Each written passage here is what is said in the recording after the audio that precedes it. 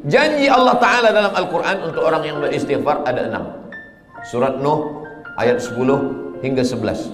Faqultu astaghfiru rabbakum, perbanyaklah beristighfar kepada Allah. Innahu kana ghaffara, diampunkan Allah dosa. Yursilis samaa'a 'alaikum midrara, diturunkan hujan.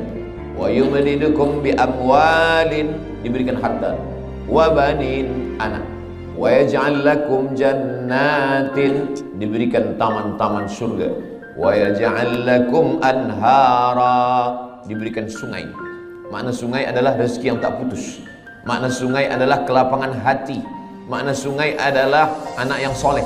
Makna sungai adalah hati yang lapang. Begitulah Allah memberikan keutamaan istighfar. Maka setiap ingat dosa, setiap merasa kita lebih suci, setiap merasa kita lebih mulia, setiap merasa ada hasad dengki, setiap merasa, maka kita katakan astaghfirullahaladzim alladzi la ilaha illa huwal hayyul qayyum wa atubu ilaih. Assalamualaikum warahmatullahi wabarakatuh.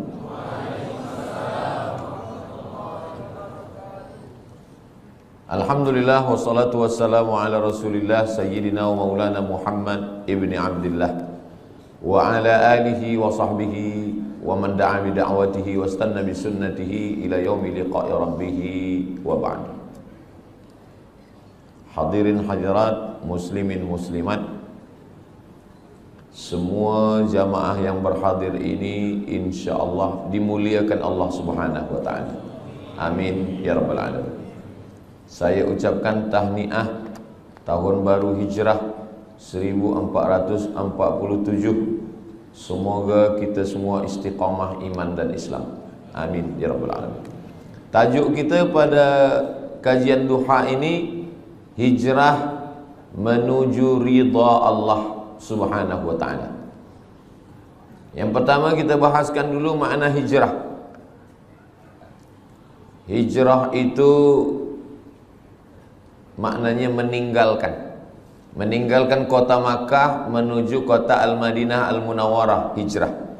Tapi kalau hari ini orang mengatakan marilah kita hijrah, kita nak pindah ke mana? Maka kata Nabi SAW, la hijrata ba'dal fath. Selepas Makkah itu diselamatkan, Fathu Makkah, dibebaskan daripada penyembahan berhala Lata, Uzza, Manat, Hubal, Jibti, Taghut, Naham, la hijrata ba'dal fath. Selepas Fathu Makkah tahun ke-8, maka tak ada lagi hijrah. Jadi kalau ada orang hari ini, marilah kita hijrah. Ya, pagi ini saya hijrah dari Kuala Besut ke Macang. Malam tadi tazkirah di Kuala Besut.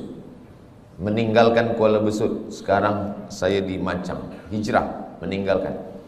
Lalu siapa sebenarnya yang hijrah itu?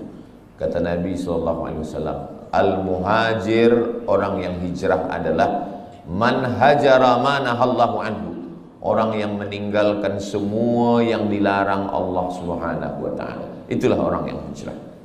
Jadi walaupun dia tiap-tiap tahun meninggalkan tahun 1446 tinggal, sekarang 1447, 1447 tahun hadapan kita akan tinggalkan 1448. Sebetulnya dia belum hijrah. Sebab apa? Belum meninggalkan yang dilarang Allah Subhanahu wa taala. Apa lagi yang dilarang Allah? Kita sudah meninggalkan khamar, kita tak ada minum khamar. Kita meninggalkan, maaf, zina, kita tak ada berzina. Kita meninggalkan judi, kita tak ada berjudi. Hasanatul abrar, sayyiatul muqarrabin. Menurut orang biasa-biasa sahaja itu baik, tapi menurut orang yang amat sangat dekat dengan Allah, itu perbuatan yang tak baik. Menurut orang yang biasa, baik. Tapi menurut orang yang sudah amat dekat dengan Allah, itu sesuatu yang tak baik. Apa maksudnya? Banyak perbuatan yang kita sangka tak dosa, tapi sebenarnya dia adalah dosa. Ambil contoh. Inni la astaghfiru ila rabbi wa atubu ilaih. Kata Nabi SAW, saya beristighfar minta ampun kepada Allah mi'ata marrah, 100 kali sehari semalam. Padahal Nabi maksum, Nabi tak ada dosa, Nabi suci, Nabi bersih. Kenapa Nabi beristighfar? Hadis ini muskil, problem. Maka dibahaskan oleh para ulama. Kenapa Nabi beristighfar 100 kali sehari semalam? Padahal dia tak ada dosa, tak ada silap, tak ada salah. Rupanya dosa Nabi bukan minum khamar, na'udzubillah, bukan syirik, na'udzubillah. Dia merasa kalau dia lupa sesaat sahaja, dia sudah anggap itu sebagai dosa kepada Allah Subhanahu wa ta'ala. Jadi makna hijrah adalah meninggalkan sesuatu walaupun nampaknya kecil, tapi dia membuat kita jauh daripada Allah Subhanahu wa ta'ala. Saya sudah hijrah, Ustaz Abdul Samad, saya tak ada buat dosa lagi. Ketika kita mengatakan kita tak berdosa, sebenarnya kita sedang berdosa. Dosa kita apa? Dosa merasa diri kita suci. Orang yang pernah berbuat dosa, selepas itu dia bertaubat, lebih baik daripada orang yang merasa beramal lalu melihat orang lain adalah penghuni neraka. Maka kita ini adalah orang yang pernah berbuat salah, pernah silap, pernah khilaf, pernah melanggar sunnah Rasulullah sallallahu alaihi wasallam. Selepas itu kita bertaubat kepada Allah Subhanahu wa ta'ala.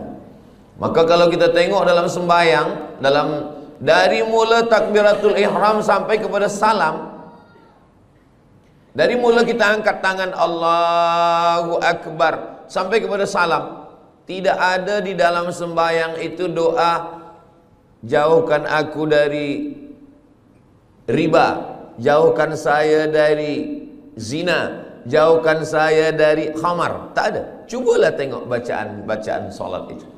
Tapi dia mengajarkan kita untuk merenung amal yang kecil-kecil. Manakala kita angkat tangan Allahu Akbar, apa maknanya? Orang yang merasa diri dia besar, saya yang paling besar, saya yang paling mulia, saya yang paling hebat, saya yang paling utama, maka pada saat itu dia sudah berdosa. Maka dia katakan, yang besar hanya engkau saja ya Allah. Allahu Akbar kabira. Selepas itu, walhamdulillahi katsira. Puji. Banyak manusia ini gila sebab puji. Dipuja, dipuji, disanjung tinggi. Maka saat itu kita katakan, yang memiliki segala pujian hanya Allah. Walhamdulillahi katsira. Apa dosa kita lagi? Dosa yang ketiga, merasa diri suci. Orang kalau sudah merasa diri suci, maka yang lain dia tengok kotor. Kalau dia tak berdosa, yang lain penghuni neraka, maka saat itu kita katakan wa subhanallahi bukratan wa asila. Tiga inilah yang mencelakakan manusia. Pertama, merasa besar. Kedua, merasa terpuji. Ketiga, merasa suci. Maka tiga ini dibersihkan dalam sembahyang. Allahu Akbar kabira, walhamdulillahi katsira, wa subhanallahi bukratan wa asila.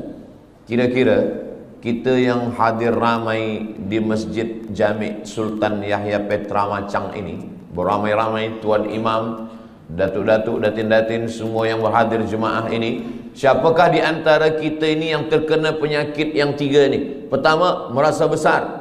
Yang kedua, merasa dipuji. Yang ketiga, merasa suci. Tak ada yang tahu. Tapi kalau ditengok daripada zahirnya, yang merasa mulia adalah Ustaz Abdul Samad, sebab dia duduk tinggi, yang lain rendah di lantai. Siapa yang merasa dipuji-puji? Ustaz Abdul Samad juga dipuji-puji orang. Siapa yang merasa diri dia suci? Saya juga. Mungkin saya merasa diri saya lebih suci daripada orang lain. Jadi sebenarnya yang saya sampaikan ini bukan untuk orang lain, untuk diri saya dulu. Bila saya tunjuk orang, sebenarnya saat itu untuk orang lain satu jari saja, satu telunjuk saja. Yang keempat ini adalah untuk diri sendiri. Jangan engkau merasa diri engkau besar. Allahu Akbar kabira. Jangan engkau puji-puji gila dengan pujian. Walhamdulillahi katsira. Jangan engkau merasa diri engkau suci. Wa subhanallahi bukratan wa asila. Jadi Hijrah ini dibagi kepada 3. Hijrah yang pertama, hijrahnya awam, hijrahnya orang yang paling rendah. Hijrah meninggalkan syirik, hijrah meninggalkan zina, hijrah meninggalkan khamar, hijrah meninggalkan riba, hijrah meninggalkan ghibah. Hijrah nampak. Tapi ada hijrah yang kedua, hijrah meninggalkan takbur. Tak nampak. Kalau khamar, nampak dia minum khamar.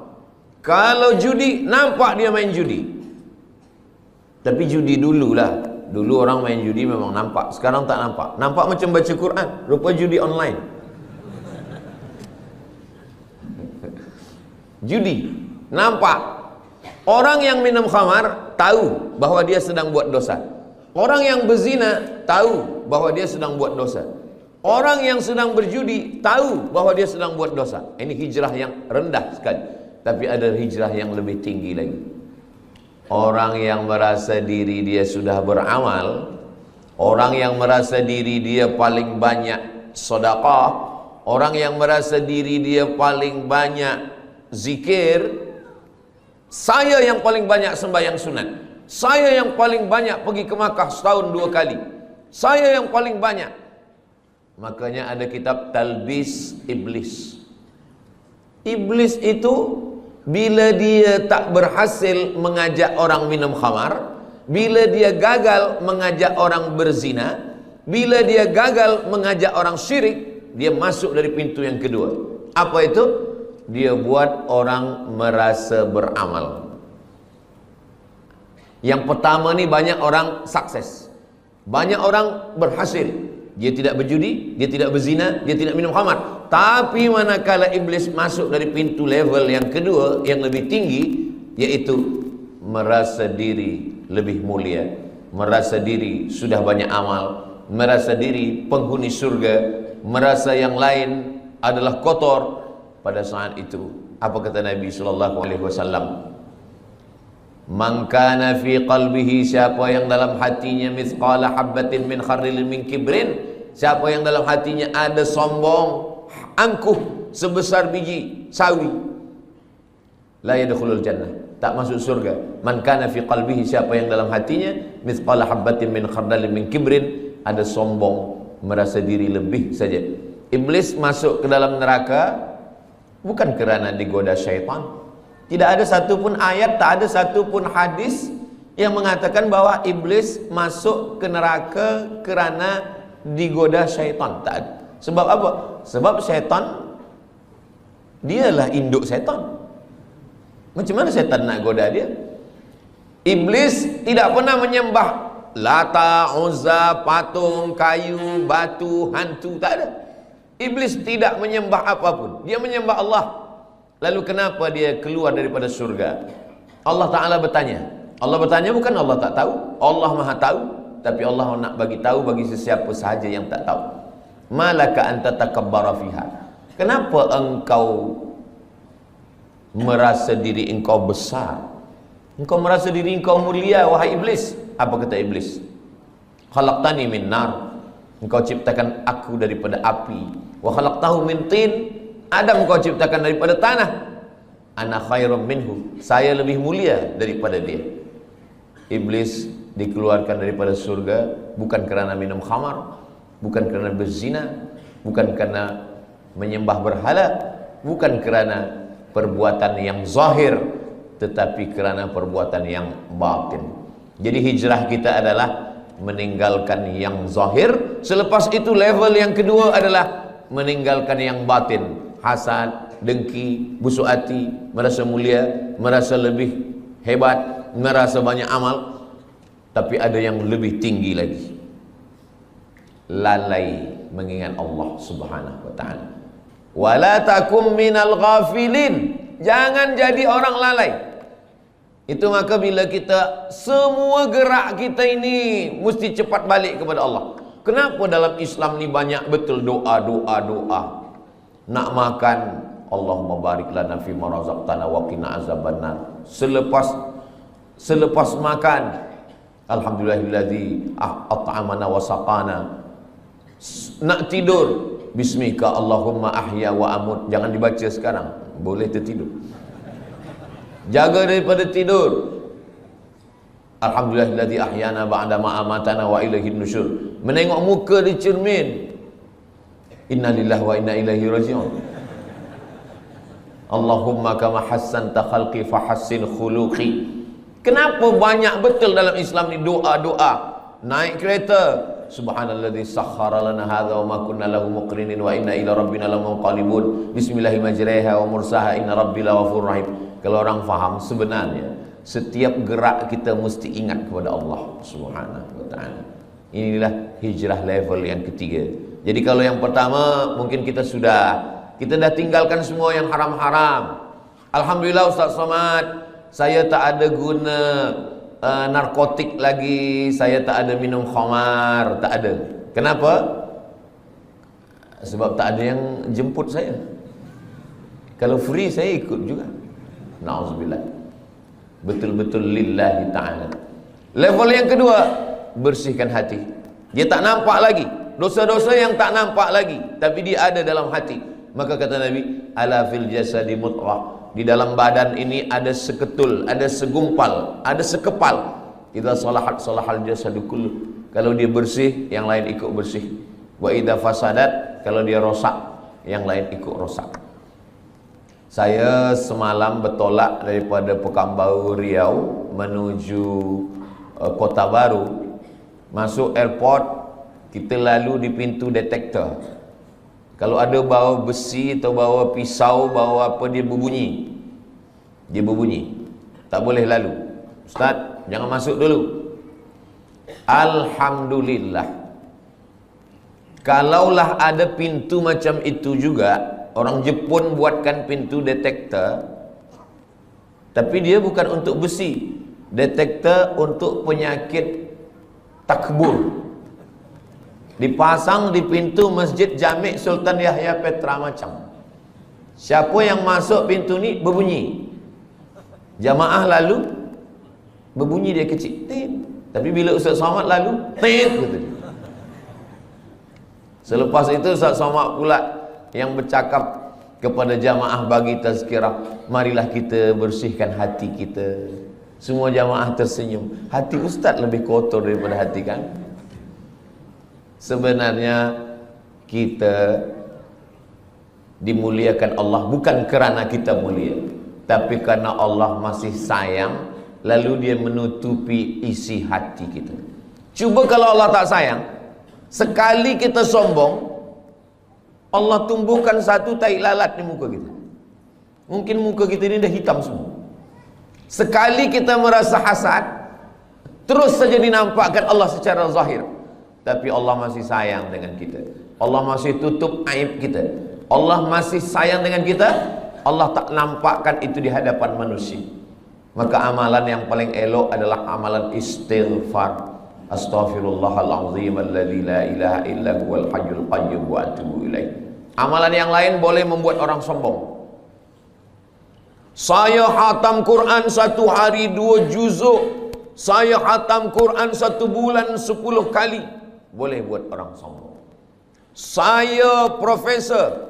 Boleh buat orang sombong. Tapi amalan istighfar, makanya ada orang kadang istighfar saja amalannya. Astagfirullahaladzim, astagfirullah. Tapi jangan sebab tazkirah ini dibalik-balik. Saya tak ingin kaji kita ni dibalik. Selepas ini bila ada orang, maksud saya, bila selama ini memang hafaz Quran, teruslah murajaah, jangan berhenti. Jangan sebab tazkirah Ustaz Abdul Somad ni, nanti petang balik dari Masjid Jami' ni ditanya, awak tak baca Quran? Nanti kalau baca Quran ni kita boleh sombong. Jadi kita istighfar sahaja. Bukan itu maksud saya. Kita tetap baca Quran, kita tetap hafaz Quran, kita tetap buat baik sedekah, tapi bersihkan hati kita dengan memperbanyak istighfar. Istighfar pun betul-betul dari lubuk hati yang paling dalam. Itulah makna hijrah. Astaghfirullahalazim alladzi la ilaha illa huwal hayyul qayyum wa atubu ilaih. Sebab setengah orang ada dia nak ingin supaya banyak. Sebab kata tok guru, engkau istighfar 100 kali sehari. Sebab dia nak banyak, maka istighfar ni dia cakap bunyi banyak-banyak hingga bunyinya pun tak nampak lagi. Bila kita dengar dekat entah apa-apa kan. macam macam makan bubur kacang hijau panas. Kita tidak begitu. Kita sebab ingin banyak bukan berarti cepat. Maka kita tetap pelan. Astaghfirullahalazim alladzi la ilaha illa huwal hayyul qayyum wa atubu ilaih. Apa janji Nabi sallallahu alaihi wasallam untuk orang yang banyak istighfar? Man lazimal istighfar, siapa yang membanyakkan istighfar, siapa yang melazimkan istighfar, ja'alallahu lahu min kulli dhiqin makhraja. Segala kesempitannya Allah bagi makhraja, kelapangan. Wa min kulli hammin faraja, segala kesusahannya dibagi Allah kebahagiaan.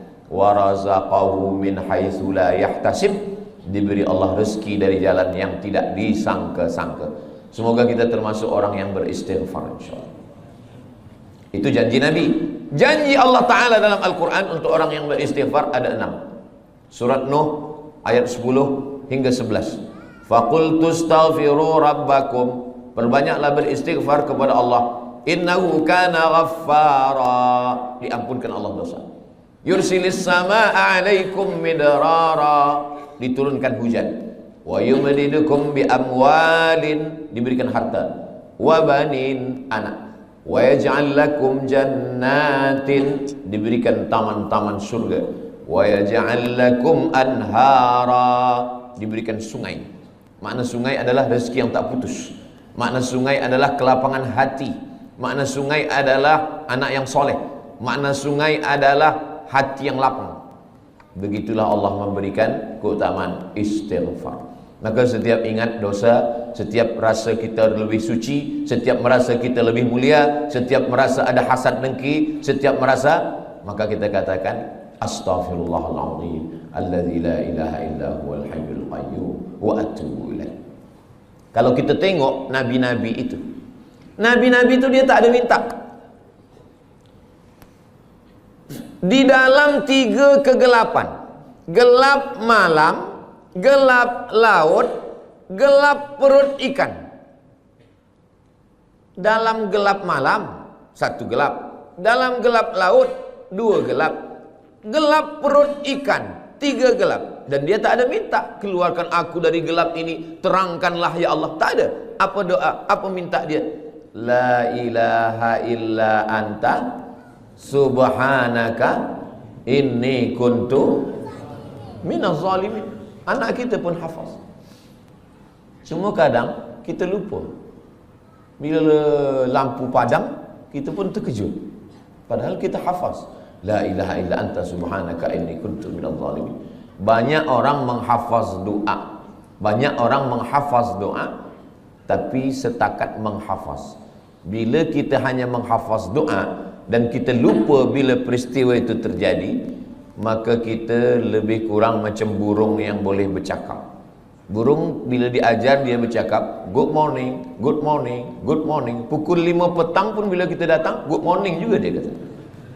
Sebab apa? Sebab dia menghafaz saja. Banyak orang menghafaz doa, tapi dia tidak berdoa. Banyak orang menghafaz zikir, tapi sebenarnya dia tidak berzikir. Maka makna zikir itu adalah mulut menyebut, hati mengingat, fikiran dengan penuh kesedaran. Mulut menyebut subhanallah, alhamdulillah, la ilaha illallah, wallahu akbar. Afdalu dzikri fa'lam annahu la ilaha illallah. Lalu kemudian hati mengingat. Kalau mulut menyebut berbunyi, bersuara, lidah bergerak, tapi ketika hati tak ada bunyi, tak ada suara. Makanya kalau ada seseorang diam saja, itu dia sedang mengingat. Bila kita tanya, awak ingat siapa? Bini saya. Alhamdulillah, asal jangan bini orang, na'udzubillah. Allah Subhanahu wa taala ajarkan kita ini semua supaya apa? Supaya kita hijrah. Hijrah daripada lalai kepada zikir. Hijrah daripada syirik kepada tauhid. Hijrah daripada maksiat kepada taat. Maksiatnya ada yang zahir, maksiat ada yang batin, dan maksiat ada yang paling halus sekali adalah lalai. Kenapalah Allah bagi saya sakit, Ustaz Abdul Samad? Padahal saya ni kalau sihat, saya boleh membina masjid. Kalau sihat, saya boleh menolong anak yatim. Saya ni baik kalau sihat, tapi kenapa saya sakit? Kalau kamu sihat, kamu bersama nikmat Allah. Tapi kalau kamu sakit, kamu bersama Allah. Orang kalau sedang sihat, dia bersama nikmat Allah. Tapi kalau sedang sakit, dia sedang bersama dengan Allah. Allah ingin antara dia dengan hambanya tidak lagi ada penghalang. Nikmat pun boleh menjadi penghalang. Makanya Nabi Muhammad SAW, apa kata Allah Ta'ala? Yas'alunaka 'anil khamri wal maisir. Kalau mereka bertanya kepada engkau tentang khamar dan judi, qul, katakan ya Muhammad SAW, yas'alunaka 'anil ahillah. Kalau mereka bertanya kepada engkau tentang anak bulan, bulan hilal, bulan sabit, qul, katakan ya Muhammad SAW, yas'alunaka madza yunfiqun. Kalau mereka bertanya kepadamu tentang apa yang disedekahkan, qul, katakan ya Muhammad SAW. Tapi bila tentang zikir, wa idza sa'alaka ibadi anni, kalau hambaku bertanya kepada engkau tentang aku, tak ada Allah mengatakan katakan ya Muhammad, tidak. Tapi Allah terus saja berkata, wa idza sa'alaka ibadi anni fa inni qarib, aku dekat. Apa kata ahli tafsir? Allah ingin supaya antara kita dengan Allah tak ada sempadan, tak ada perantara, tak ada penghalang, tak ada apapun, supaya kita ingat kepada Allah. Jadi kalau kita dah buat baik, kita dah hijrah, kita dah taubat, tapi kita tetap juga dibagi Allah sakit, sebenarnya Allah ingin supaya kita sujud lebih lama, supaya kita mulut lebih banyak berzikir, supaya kita berdoa tangannya mengangkat ke atas, supaya kita melelehkan air mata. Orang kalau hidupnya senang, kenyang, tenang, biasa doa biasa-biasa saja. Tapi kalau dia sedang susah, payah, maka doanya lebih khusyuk. Orang kalau hidupnya senang, tenang, kenyang, doa biasa saja. Kadang doa pun tangan di atas kaki. Kalau ada orang berdoa tangan di atas kaki, itu sama maknanya nak bagi-bagilah ke tidak pun tak apa. Tapi kalau Nabi, cubalah tengok macam mana Nabi berdoa malam perang Badar. Nabi pada malam perang Badar, tarikh 2 hari bulan Ramadan, pada saat itu Allah 17 Ramadan, Yaumal Furqan, Yaumal Taqal Jam'an, 17 Ramadan. Nabi SAW pada tahun kedua, kena 2 hijrah, Nabi SAW mengangkat kedua tangannya. Dan ketika itu Nabi meletakkan surbannya di bahunya, datang angin kencang, jatuh. Biasa orang kalau surbannya jatuh, dia angkat surban dulu. Tapi Nabi tetap. Datang Sayyidina Abu Bakar Siddiq, hasbuka ya Rasulullah, cukuplah itu ya Rasulullah. Nabi tetap juga berdoa kepada Allah Subhanahu wa ta'ala. Jadi hijrah ini betul-betul kita hijrah, bukan setakat pindah dari tahun 1446, tapi kita pindah kepada tahun 1447, meninggalkan semua yang dilarang Allah Subhanahu wa ta'ala. Hijrah. Tajuk kita kajian duha ni 2. Pertama, hijrah. Yang kedua, menuju ridha Allah. Hijrah daripada maksiat kepada taat, hijrah daripada lalai kepada zikir, hijrah daripada bakhil menuju kepada sedekah. Alhamdulillah Ustaz Somad, dulu suami saya ini orangnya bakhil, tapi selepas 1447 ini, selepas dia mengaji duha dengan Ustaz Abu Somad, sekarang dia sudah baik. Dulu semasa dia bakhil, kalau ada orang membina masjid, buat tahfiz Quran, dia bagi RM1 saja. Sekarang RM1 1 sen. Merubahlah agak banyak sikit. Nabi SAW mengatakan, yatsba'ul mayyita salasun, yang mengiringi mayat jenazah orang mati tak banyak. Walaupun Ustaz Abdul Samad mati, ramai jamaah datang, tapi sebenarnya 3 saja. Yang pertama, mal, harta, kereta, motosikal, semua ikut mengiring, tapi sampai ke tempat parking saja. Yang kedua, ahluhu, isteri, anak, menantu, kawan, sahabat, jiran, semua ikut mengiring, tapi hanya sampai ke tepi liang lahat saja. yarji'usnani, yang dua ni balik ke rumah, wa yabqa wahidun, yang kekal yang tinggal hanya satu, wa amaluhu amal. Dan di antara amal yang banyak ini ada haji, ada umrah, ada zikir, ada hafaz Quran, ada baca Quran. Di antara tiga amal-amal yang banyak pun, di antara amal itu, orang-orang mati itu kalau ditanya dia, wahai mayat-mayat, wahai jenazah-jenazah, wahai orang mati, maukah kamu hidup lagi? Dalam Al-Quran Allah Ta'ala bercerita khas untuk itu. Orang mati itu menjawab, laula akhartani ila ajalin qarib, ya Allah, kalau engkau bagi kami hidup lagi, bagilah kami hidup lagi ya Allah, qarib, kejap, sikit saja, 1 minit, 1 second pun boleh engkau bagi hidup kami. Kata Allah Ta'ala, kalau aku bagi kamu hidup, kamu nak buat apa? Mereka tak ada cakap kami nak buat haji, tak ada. Kami nak buat umrah, tak ada. Kami nak buat sembahyang, tak ada. Lalu Allah tanya, kamu nak buat apa kalau aku bagi hidup? Fa'as-saddaqa, kami ingin bersedekah. Kami ingin bersedekah. Maka hijrah maknanya dari bakhil kepada sedekah. Mari kita lancarkan kutipan derma. Sebenarnya saya nak masukkan ini bagi tujuan sumbangan pembangunan Ma'had Tahfiz Al-Quran dan tabung pengimarahan Masjid Sultan Yahya Petra Macang. Jadi nanti bila dah tegak berdiri Ma'had Tahfiz Quran, anak-anak kita menghafaz, membaca Quran pagi, petang, siang, malam, zuhur, asar, maghrib, isyak, subuh, tahajud, witir, duha, mengalirlah pahalanya untuk kita semua hingga hari kiamat insyaAllah. Isikan ke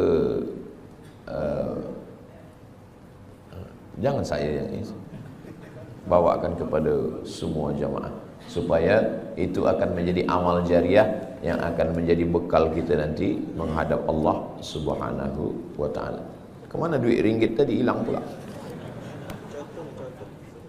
Iya, bagi masuk. Duit yang banyak, lama hidup banyak dirasa, jauh berjalan banyak ditengok.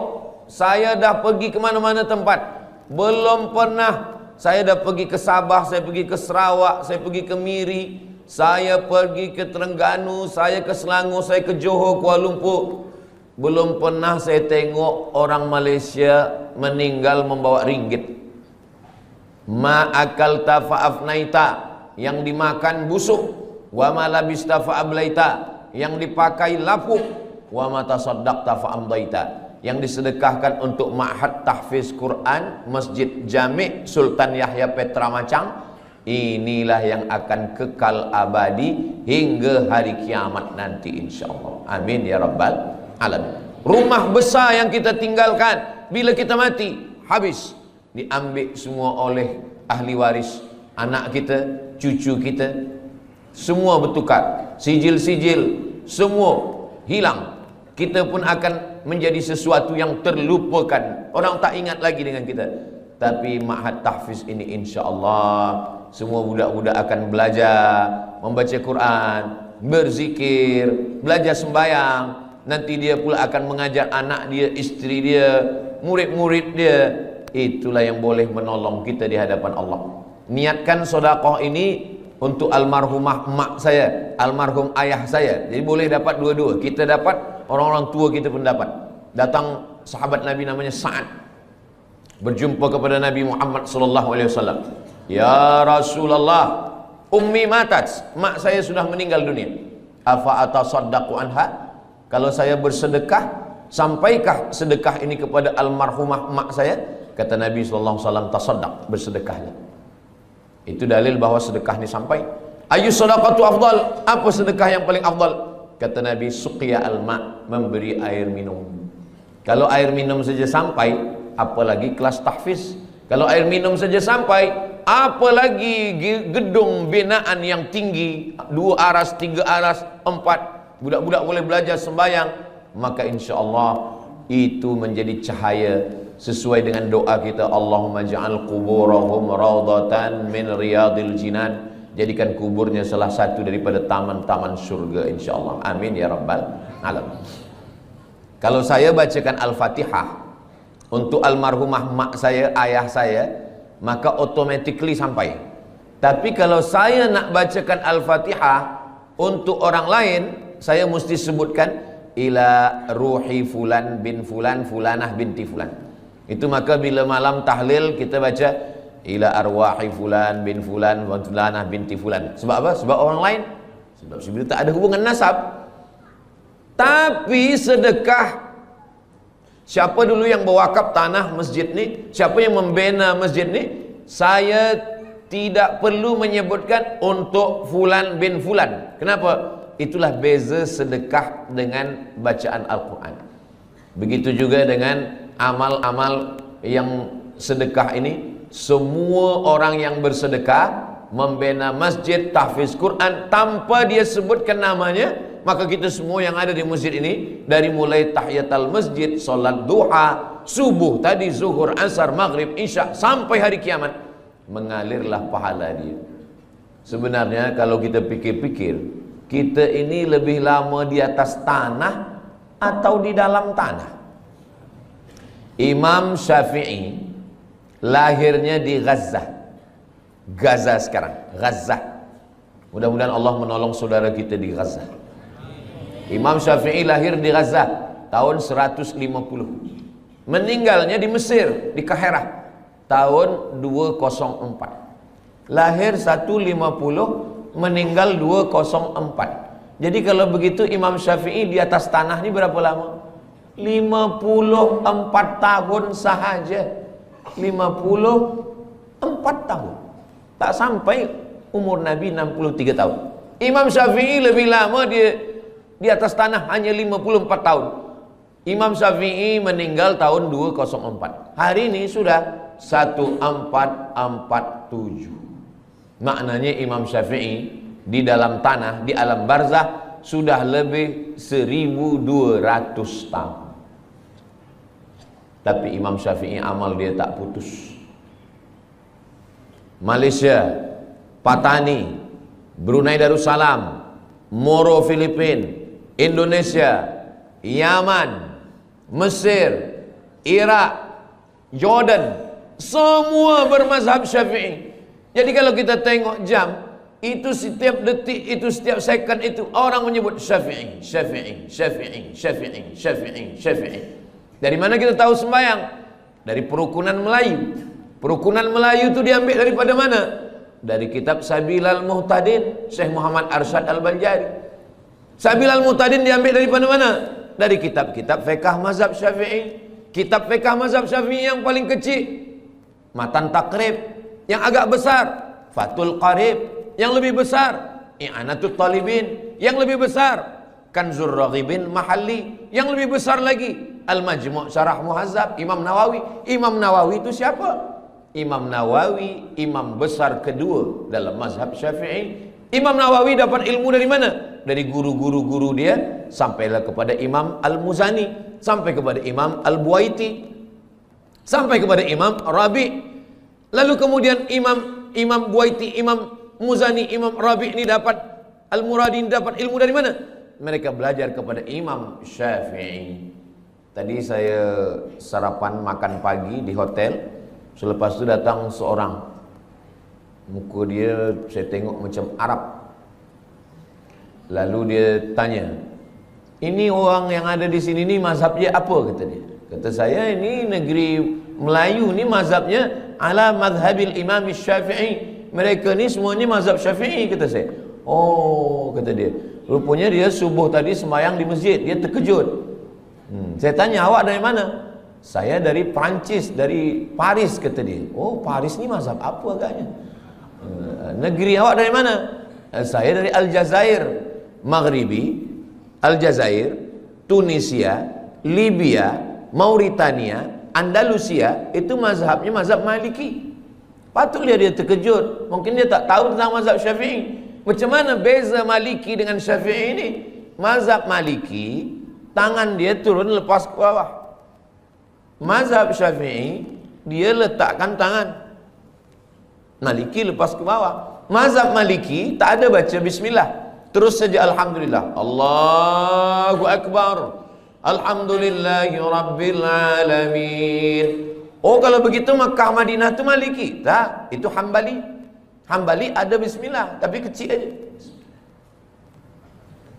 Alhamdulillahi Rabbil Alamin. Sedangkan mazhab Syafi'i, bismillah dia jahar. Bismillahirrahmanirrahim. Subuhnya mazhab Syafi'i berkunut selepas rukuk. Sami'allahu liman hamidah. Allahumma hdina fi man hadait. Maliki kunut dia selepas ayat sebelum rukuk. Qul huwallahu ahadunillahus samadu lam yalid wa lam yulad wa lam yakul lahu kufuwan ahad. Kunut dia tak berbunyi. Mazhab Syafi'i kunut dia setengah berbunyi, setengah sir. Mazhab Maliki kunut dia tak berbunyi semua. Mazhab Hambali tak berkunut. Kalau suami saya Ustaz Abdul Somad, dia tak berbunyi, tak berkunut dan tak sembahyang. Itu mazhab Abu Lahab lah. Saya ingin nak sampaikan, walaupun Imam Syafi'i duduk atas dunia ni 54 tahun, tapi amal dia 1200 tahun sampai hari kiamat. Orang masih tetap waqala al-Imam Syafi'i, waqala al-Imam Muhammad bin Idris Asy-Syafi'i. Kita apa yang boleh kita tinggalkan? Meninggal kita hari ini, esok orang dah lupa dengan kita. Kita hidup sekarang, 3 hari kita tak isi status di FB, orang dah lupa dengan kita. Itu maka lepas program ini nanti kita status. Supaya apa? Supaya kita saling mengingatkan watawasau bil haq watawasau bis sabr. Saya cuma nak mengingatkan bahawa imam-imam yang mulia-mulia itu mereka sudah meninggalkan amal. Kita apa yang nak kita tinggalkan? Inilah yang kita nak tinggalkan. Ma'had Tahfiz Quran Masjid Jami' Sultan Yahya Petra Macang. Kalau nanti tegaklah binaan Tahfiz Quran ini, Ustaz Abdul Somad balik ke Pekanbaru Riau. Ustaz Abdul Somad bukan orang Kelantan.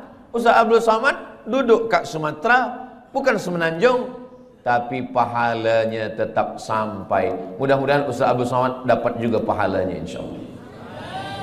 Dari bunyi aminnya nampaknya kurang bersetuju. Amin ya rabbal alamin. Tajuk kita kajian duha ini dua. Yang pertama hijrah, yang kedua menuju ridha Allah. Hijrah kita dah bahas, sekarang kita bahas tentang ridha Allah. Apa ridha ini? Ridha ini kata ulama, makna ridha adalah sururul qalbi bimururil qada. Itulah ridha. Sururul qalbi bimururil qada, hati merasa senang ketika takdir Allah berlaku pada diri. Itulah dia ridha. Hati senang ketika takdir Allah berlaku pada diri. Saya sudah pikir-pikirkan, sembayang insya-Allah kita boleh, puasa insya-Allah kita tahan, keluar duit pergi haji, tawaf, sa'i, wukuf di padang Arafah, mabit di Musdalifah, Mina, melontar jumrah, insya-Allah kita sanggup. Diri saya sendiri, yang paling berat dalam ajaran Islam ini adalah ridha. Ridha inilah yang paling berat. Maka saya jarang sekali membahaskan tentang ridha, sebab ridha ini berat. Tapi bila saya sampai ke Masjid Jami' ini, saya tanya Tuan Imam, Tuan Imam, apa tajuk kita? Hijrah menuju ridha Allah. Ini mesti saya sampaikan, tak boleh tak disampaikan. Sururul qalbi bimururil qada. Petang semalam saya duduk dengan ahli keluarga yang menjadi aksiden beberapa waktu lalu, meninggal beberapa penuntut student daripada Terengganu dalam aksiden bas. Lalu kemudian saya diminta untuk menyampaikan ayat-ayat Al-Quran untuk memberikan kesabaran, ketabahan. Saya bila menyampaikan itu, yang terpikir dalam hati dan pikiran saya, Ustaz Somad suruh orang sabar, bacakan ayat, tapi yang meninggal ni anak orang lain. Macam mana kalau anak Ustaz yang kena? Mungkin kalau anak saya yang berlaku pada anak saya, ahli keluarga saya, Mungkin ayat itu pun hilang, hadis-hadis itu pun terbang. Tapi itulah Allah Subhanahu wa taala. Maka dia suruh ketika orang lain yang kena musibah, kita yang memberikan kesabaran. Ketika ada dua orang perempuan, seorang perempuan ini anak dia meninggal, datanglah jiran dia mengatakan, sabar, engkau sayang pada anak engkau, Allah lebih sayang. Allah pinjamkan anak itu kepada engkau setahun 2 tahun, lepas itu dia ambil. Sabar ya, sabar. Lalu jiran dia ini pun sabar. Rupanya tak lama selepas itu anak dia pula meninggal. Menangis dia lebih kuat lagi. Rupanya kita ni paling senang adalah menasihati orang lain. Tapi bila kita yang terkena, suatu ketika Nabi lalu dikubur. Masa Nabi dilalu dikubur tu, rupanya ada seorang perempuan sedang berziarah di kubur anaknya. Kata Nabi, sabar. Sabar ya, kata Nabi. Dia marah. Apa kata dia? Alaika anni innaka lam tusab bi musibati. Pergi engkau sana. Jangan suruh saya sabar. Engkau mengatakan suruh sabar-sabar tu sebab engkau tak kena musibah macam saya. Pergi sana. Selepas itu orang bagi tahu dia, kamu tahu tak siapa yang kamu halau tadi? Tidak, itu Nabi. Oh. Lepas itu dia pun pergi jumpa Nabi SAW. Ya Rasulullah, maafkan saya. Saya tadi memang tersilap terlupa saking susahnya hati saya. Saking kan sedihnya hati saya, anak saya meninggal, maka saya halau engkau ya Rasulullah. Kata dia, sekarang saya dah sabar ya Rasulullah. Apa kata Nabi? Innamas sabru fi sadmatil ula. Sabar itu pada pukulan yang pertama. Pada saat kita terpukul yang pertama, disitulah nampak mana yang ridha, mana yang tidak. Mudah-mudahan kita dibagikan Allah keridhaan insyaAllah. Ustaz, pernahkah mengalami musibah? Ya, saya ikut exam untuk menjadi pensyarah. Dari mula bawah saya dah ikut. Dia tanya mana sijil BA. Nih, sijil BA daripada Azhar. Mana sijil master? Nih, sijil master daripada Darul Hadis Al-Hasaniyah Maghribi. Berapa tulis dulu tesis? Nih, saya tulis Rijalul Muwatta' was Sahihain alladzina dha'afuhumun Nasa'i fi kitabid du'afa wal matrukin jam'an wa dirasatan. Nih, selepas itu semua dah okey, selepas itu temu bual. Dia tanya, awak baru balik dari Maghribi? Ya. Nak jadi pensyarah? Ya. Dah berapa lama mengajar? Belum ada sebab baru balik lagi. Tinggal berdua saja. Yang akan menjadi pensyarah ni seorang saja, dan kami berdua. Saya berharap, ya Allah, sayalah yang jadi pensyarah ni ya Allah. Tolonglah ya Allah. Kalau saya jadi pensyarah ni, saya nak tolong mak saya nak senangkan dia, saya nak bawa dia ke Mekah, saya nak balas budi baik dia. Tolonglah ya Allah. Rupanya takdir berkata lain. Kawan saya kirim, masa tu belum ada WhatsApp lagi, kirim SMS. Abdul Somad, engkau tidak lolos menjadi pensyarah. Saya turun, rasa-rasa tanah tu lembut macam dodol. Rasa-rasa tanah tu macam berlumpur, lunak dipijat. Begitulah rupanya. Jadi saya pun menyampaikan sururul qalbi bimururil qadha, ini kata ulama, bukan kata saya. Kalau kata saya, memang berat menjalani ridha, menerima takdir Allah SWT. Seorang pemuda datang, saya dah doakan lama supaya berjodoh menikah dengan dia dalam tahajud saya, ya Allah. Tiba-tiba saja datang jemputan, barakallahu lakuma wa baraka alaikuma wa jama'a bainakuma fi khair. Macam mana ni Ustaz Abdul Somad? Tentu saya nak kuatkan hati dia. Kuatkan hati kamu. Bunga bukan setangkai, kumbang bukan seekor. Patah tumbuh hilang berganti, hilang satu tumbuh seribu. Oh, dia boleh kuat. Saya kuat Ustaz. Tiba balik di rumah, meleleh air mata, hancur berkeping. Saya nasihatkan kepada pemuda-pemuda belia-belia, maka lapangkan hati, pandang jauh dunia. Dunia ini, jangan menjadi pemuda belia berkata, engkaulah perempuan satu-satunya. Itu bohong, dusta. Begitu banyak perempuan. Saya saja, saya yang sudah tua macam ini, yang umur sudah 48 tahun, lahir 18 hari bulan Mei 1977, udah tua, kurus, hitam. Cobalah tengok di komen-komen Instagram, di YouTube tuh, masih ada orang tulis, Ustaz Abdul Somad jadikan saya yang kedua ya. Saya nak bagi tahu supaya dunia ini bukan sempit betul. Dunia ini sebenarnya lapang. Lalu yang membuat dunia ini sempit siapa? Kita sendirilah yang membuat dunia ini sempit. Dunia ini adalah apa yang ada dalam fikiran kita. Makanya Nabi Musa dengan Nabi Muhammad SAW itu beza. Kalau Nabi Musa itu dia berdoa, Rabbi syrahli sadri, lapangkan dadaku, wa yassirli amri, mudahkan urusanku, wahlul uqdatan min lisani, lancarkan lisanku, yafqahu qauli, supaya orang faham apa yang aku sampaikan. Tapi Sayyidina Muhammad SAW, dia belum berdoa Allah dah bagi. Apa kata Allah? Alam nasrah laka sadrak, sudah aku lapangkan dadamu.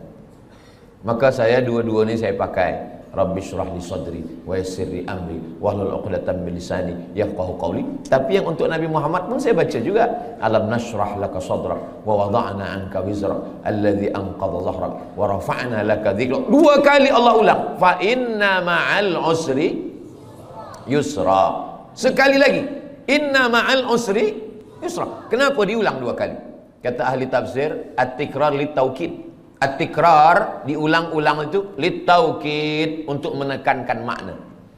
Esok kabar-kabarnya Ustaz Somad datang ke Masjid Jami' Sultan Yahya Petra Macang. Betul. Tapi dia ragu, dia tanya lagi, betul kah Ustaz Somad? Betul, betul, betul. Dia ragu, dia tanya 3 kali, betul kah Ustaz Somad esok datang? Wallahi, tallahi, billahi, dia datang.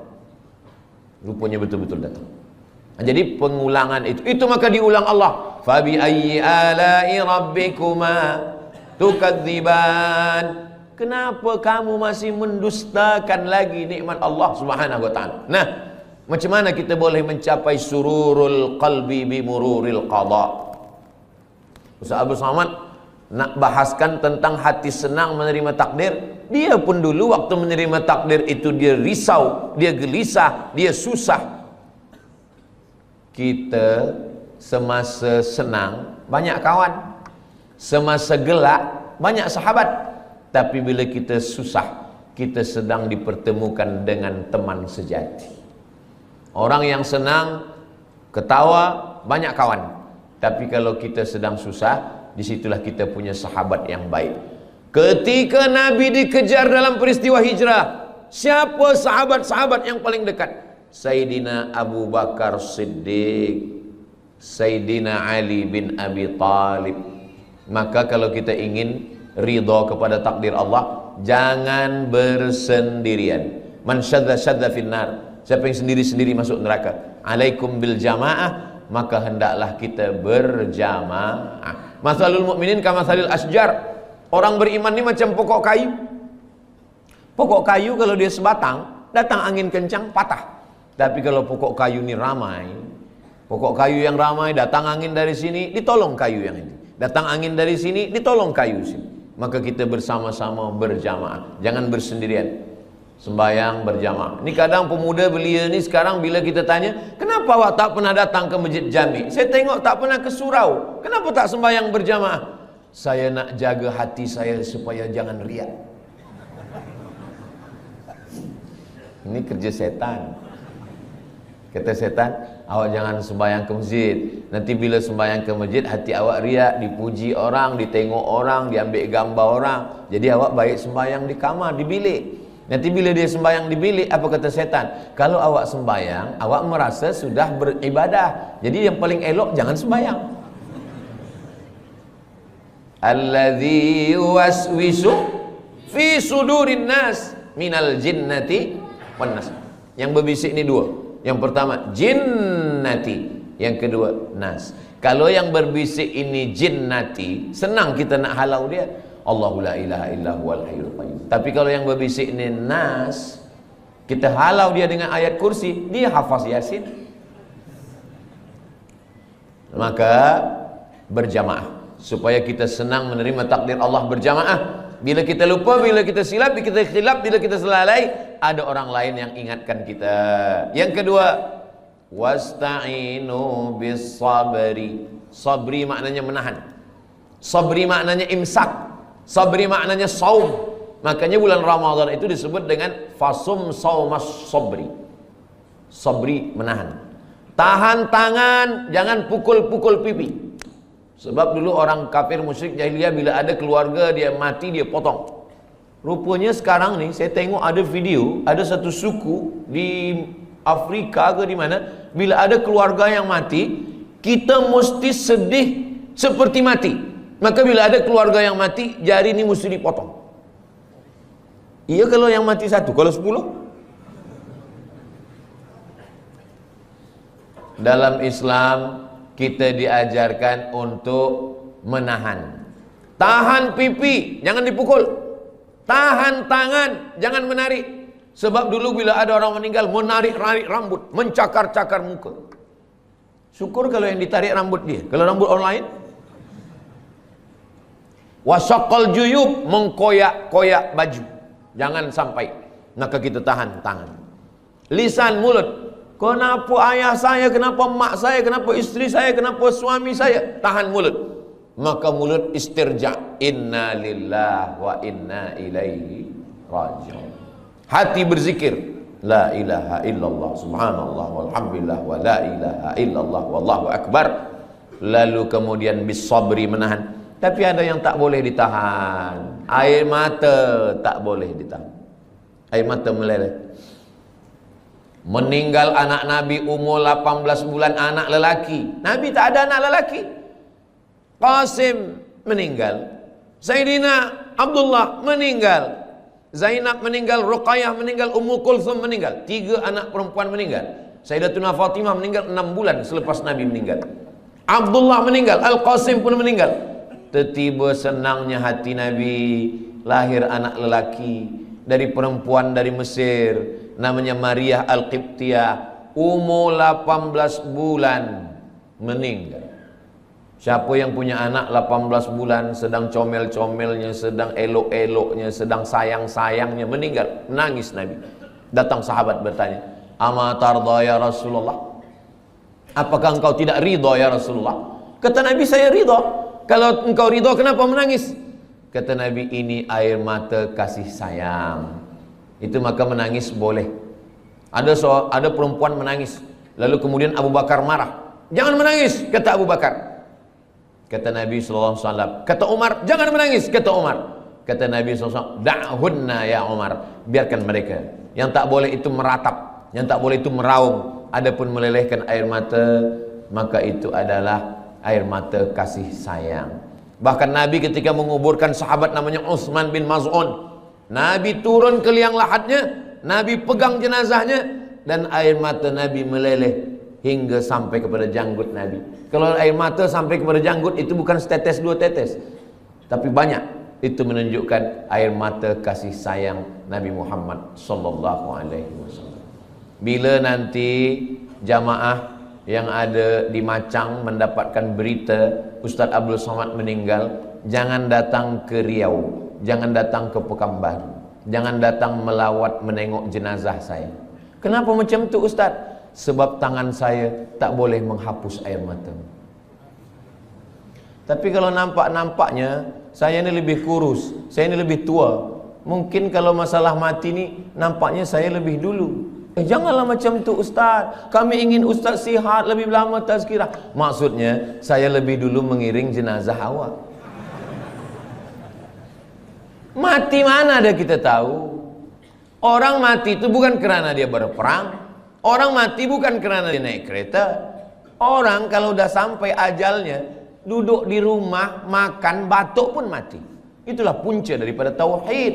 Tapi kalau manusia berpikir, kalaulah dulu dia tak pergi, kalaulah dulu dia begini, kalaulah dulu dia tak minum, kalaulah dulu dia tak banyak makan, kalaulah dulu, kalau.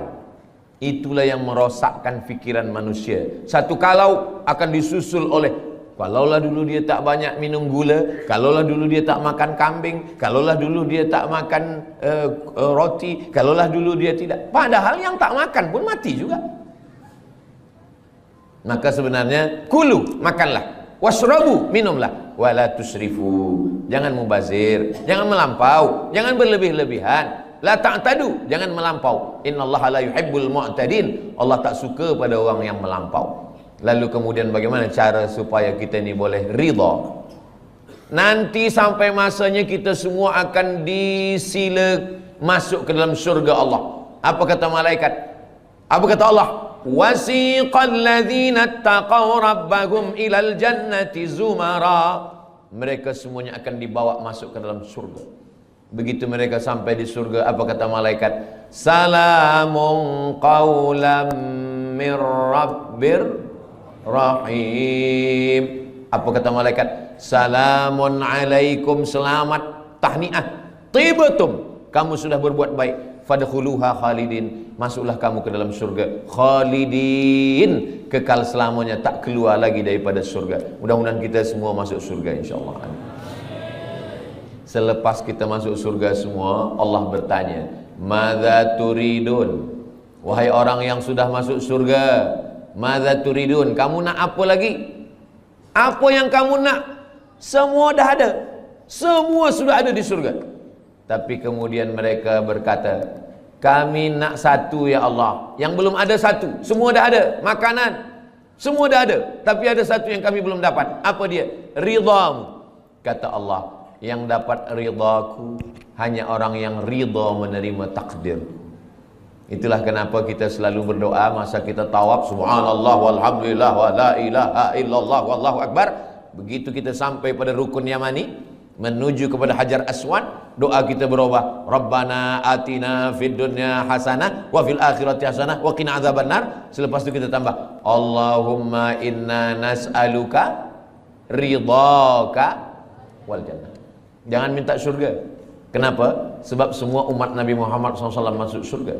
Tapi mintalah ridha. Masuk surga belum tentu dapat ridha, tapi kalau dapat ridha pasti dapat surga. Wala saufa yu'tika rabbuka fatarda. Mudah-mudahan yang menyampaikan, yang mendengar semuanya mendapatkan ridha dan mendapatkan surga Allah Subhanahu wa taala. Itulah tajuk yang saya sampaikan pagi ini. Kajian duha kita adalah hijrah menuju ridha Allah Subhanahu wa taala. Tadi saya sampaikan pukul 9, sekarang sudah pukul 10. 60 menit. Itu biasa tazkirah Ustaz Abdul Somad. Tak lebih, tak kurang. Mudah-mudahan apa yang saya sampaikan ini menjadi amal jariah buat kita semua. Kita sampaikan kepada kawan sahabat jamaah semua, dan kita semuanya hijrah, dan kita semuanya mendapatkan ridha Allah Subhanahu wa taala. Amin ya rabbal alamin. Banyak cakap saya, kata-kata yang tak berkenan di hati, menyinggung perasaan. Saya Al-Faqir Abdul Somad, hamba Allah yang dhaif. Mohon maaf atas segala silap, khilaf dan salah. Terima kasih segala perhatian. Saya tutup dengan pantun penutup. Menangkap puyuh di Bukit Selasih. Thank you dan terima kasih. Wassalamualaikum warahmatullahi wabarakatuh.